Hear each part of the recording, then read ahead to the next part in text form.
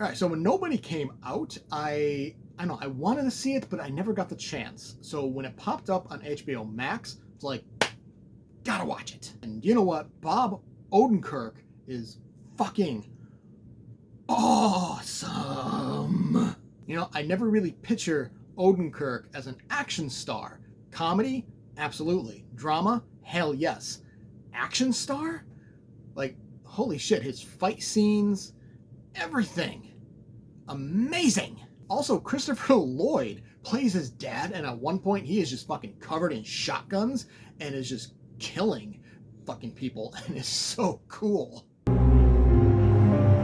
Antlers is another movie I wanted to see in the theaters but never got the chance, but yay HBO Max. So Antlers, this kid's dad turns into a Wendigo, which is a Native American creature that eats people. It's a cannibal.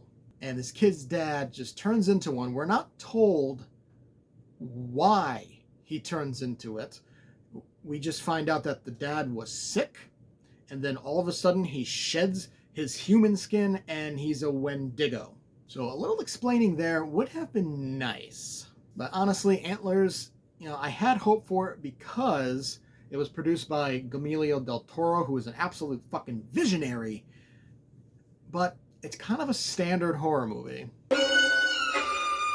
As a Promising Young Woman stars Carey Mulligan as a woman who was in med school, very promising in med school, but her friend was unfortunately raped, and it forced her to drop out of med school to help care for her, and her friend eventually commits suicide, unfortunately, and she goes on this big revenge scheme just for men in general, but then eventually goes after the people who, you know, were responsible or who didn't do anything.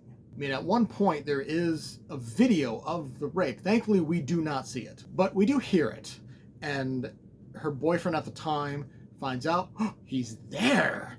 And he's like, I didn't do anything. That's the point. You didn't fucking do anything. You stood there and you watched instead of coming out and saying, yeah, this dickhead raped her.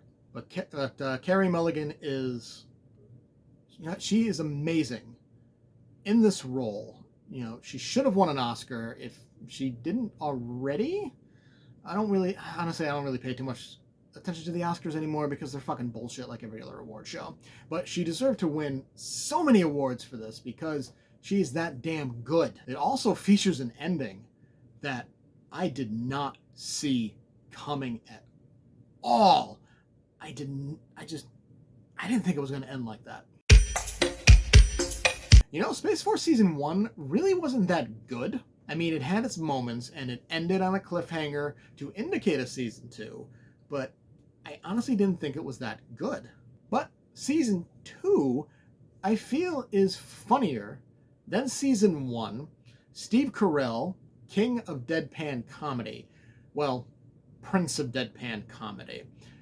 You know, while Bill Murray is still alive, that man is the fucking king of deadpan comedy. But Carell has mastered the art of deadpan. John Malkovich is amazing. Don Lake is great. Diana Silvers is fantastic. This season, I feel like they bumped it up and they improved it immensely.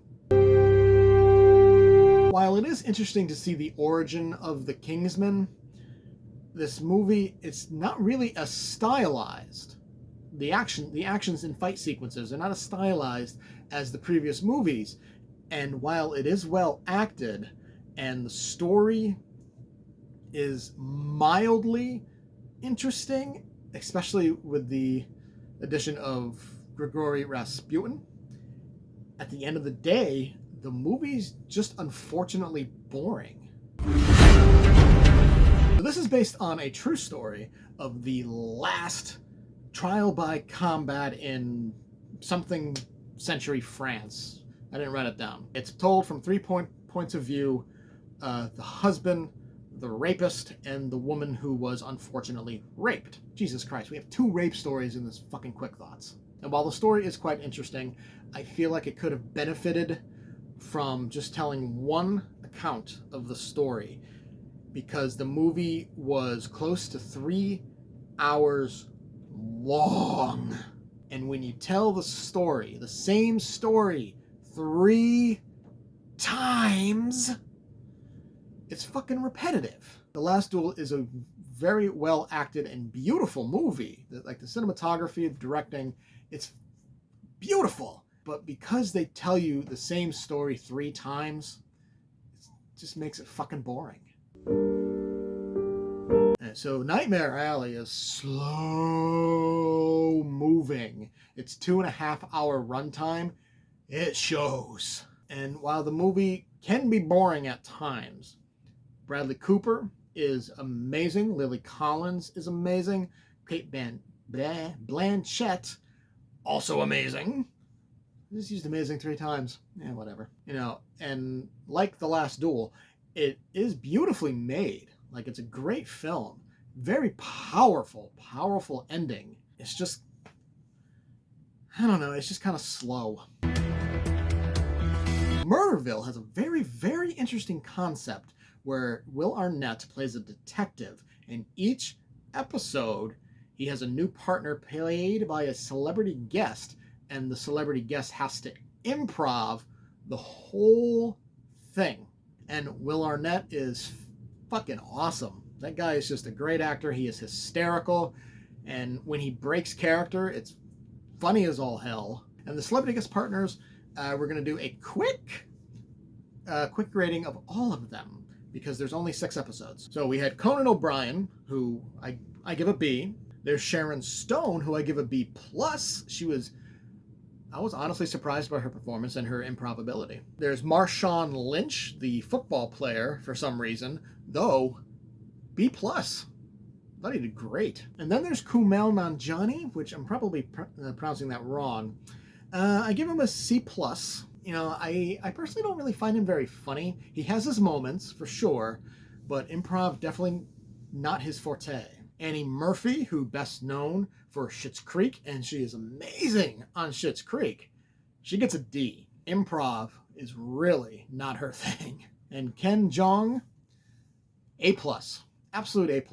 Him and Arnett worked off each other just hysterically.